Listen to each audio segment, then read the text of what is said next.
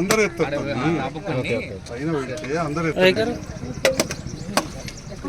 అధ్యక్ష విగ్రహ దాతరండి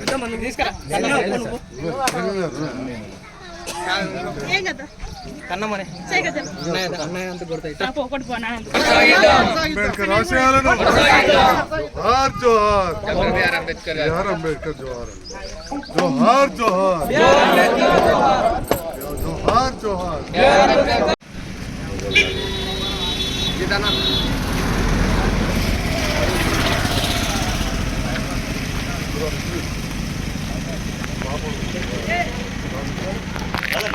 రాజన్న కొద్దిగా వెనకకు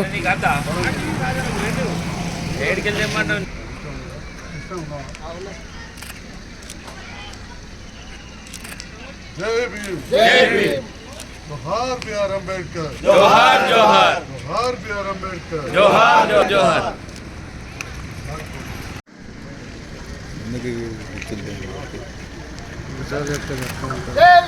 జై భీమ్ జై భీమ్ జై జై భీమ్ జై భీమ్ జై భీమ్ నాకు మేము అంత పెద్దలేం కాలే ఇంకా జై భీమ్ జై భీమ్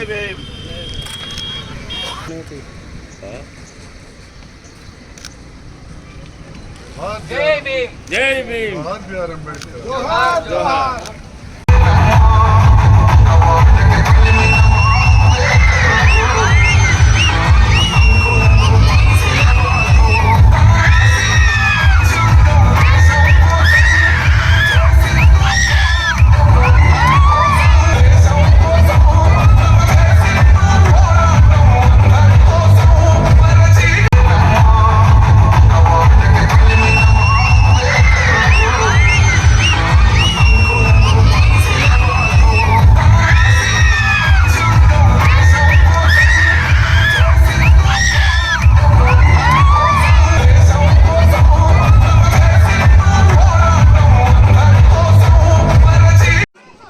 ఈ రకంగా ఉన్న దేశం భాషలు ఇట్లాంటి దాన్ని ఇలా ఏకంగా ఉంటుందంటే అంబేద్కర్ గారు ఆలోచించి రాసిచ్చిన రాజ్యాంగం.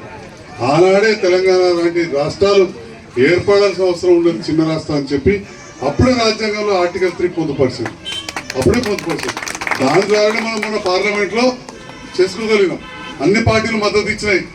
ఎవరు నేను ఇచ్చినా అంటారు, ఎవరు నేను ఎంటున్నా అంటారు. కానీ కొట్లాడింది కేసీఆర్ అన్న సంగతి మనం మర్చిపోవాలి. కేసీఆర్ గారు వచ్చిన తర్వాత ఇవాళ విద్య కావచ్చు, బీద వాళ్ళకి పెన్షన్లు కావచ్చు, 200 నుంచి 2000 రూపాయలు పెన్షన్ చేసాం. 50 యూనిట్ల ఉచిత కరెంట్ ఉంటే దాన్ని 100 చేసాం. కొత్త ప్రభుత్వం 200 చేస్తా ఉంటుంది, అది వేరే విషయం. కానీ మన ప్రభుత్వం కూడా 50 నుంచి 100 చేసింది. అంటే ఈ రకంగా అన్ని వర్గాలకు ఇంకా పెద్ద ఎత్తున కొంతమంది కార్యక్రమం ఉంది. దురదృష్టవశాత్తు రకరకాల కారణాలు ఉంటాయి గెలుపోవడంలో, వాటిని అన్ని విశ్లేషించే సందర్భం కాదు. కానీ అంబేద్కర్ లాంటి మహనీయుని స్మరించుకుంటూ అంత పెద్ద విగ్రహాన్ని పెడితే దేశ విదేశాల నుంచి వచ్చి అక్కడ ఫోటోలు దిగుతున్నారు. గొప్పగా విద్యను అభ్యసించి వారు వాళ్ళ ప్రపంచ మేధావిగా గుర్తింపబడ్డారు.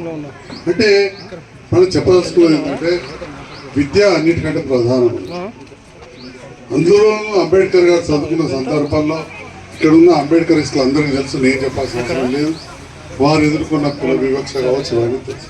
అన్ని ఒడిదోడులకు అనుగుణంగా ఎంతోమంది పెద్దలను ఒప్పించి మెప్పించి బరోడా మహారాజు లాంటి వారు నిన్ను విదేశాలకు పంపిస్తా అని చెప్పి వారికి ఆర్థికంగా సహాయం చేసినంటే వారి గుణగణాలు కూడా ఎంత గొప్పయో ఆలోచన చేయాలి. చదువు ఎంత గొప్పదో గుణగణం అంటే అందుకే చదువుతో పాటు సంస్కారం కూడా ఉండాలంట. మరి అలాంటి సంస్కారవంతుడు మన బిఆర్ అంబేద్కర్ గారు. మరి వారి ఆశయాలు గొప్పవి, దానికి అనుగుణంగా విద్య రావాలి. ఇది రాజకీయ వేదిక కాదు, ఒక ఎంపీ ఎలక్షన్లే కావచ్చు, కానీ నాదైతే అయిపోయింది. కానీ మర్చిపోరాదు కాదు, భారతదేశంలో బీద బడుగు బలహీన వర్గాల్లో ఇప్పటికి ఉన్న దళితులకు తెలంగాణ రాష్ట్రంలో ఏర్పాటు చేసిన గురుకుల పాఠశాలలు, గురుకుల జూనియర్ కళాశాలలు, గురుకుల డిగ్రీ కళాశాలలు, న్యాయం కూడా తెలవాలని చెప్పి ఒక న్యాయ కళాశాల స్థాపించింది కేసీఆర్ గారు అని చెప్పి సందర్భంగా తెలియజేస్తాను. ఇది వాస్తవం. జైత్యాల భవన్ నగర్ వస్తే తెలుస్తుంది మీకు, వాళ్ళు ఎలాంటి భోజనం చేస్తున్నారు అనేది మీకు పోతే తెలుస్తుంది. అదేవిధంగా డిగ్రీ కళాశాల పెట్టించినాం. ఇవన్నిటితో పాటు ఉద్యోగాలు కూడా రావాలి. మరి ఉద్యోగాలు రావాలంటే పోటీ పరీక్షలకు పోవాలి. పేదవాళ్ళు ఉంటే ఎట్లా చదువుకోవాలి? మీ కుటుంబ సభ్యునిగా ఉన్న నేను నన్ను ఎమ్మెల్యే గెలిపిస్తే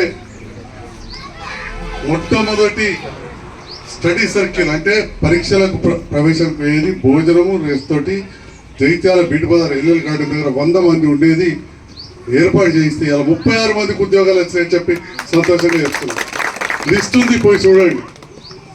36 మందికి ఉద్యోగాలు వచ్చాయి, కానిస్టేబుల్ నుంచి ఎస్ఐ నుంచి తహసీల్దార్ దాకా. అంటే ఈ రకంగా మన ప్రభుత్వం బీద బడుగు బలహీన వర్గాల కోసం పనిచేసింది. ఈరోజు వారి ఆశయాలకు అనుగుణంగా మీరందరూ కూడా ఉండాలని చెప్పి ఆకాంక్షిస్తూ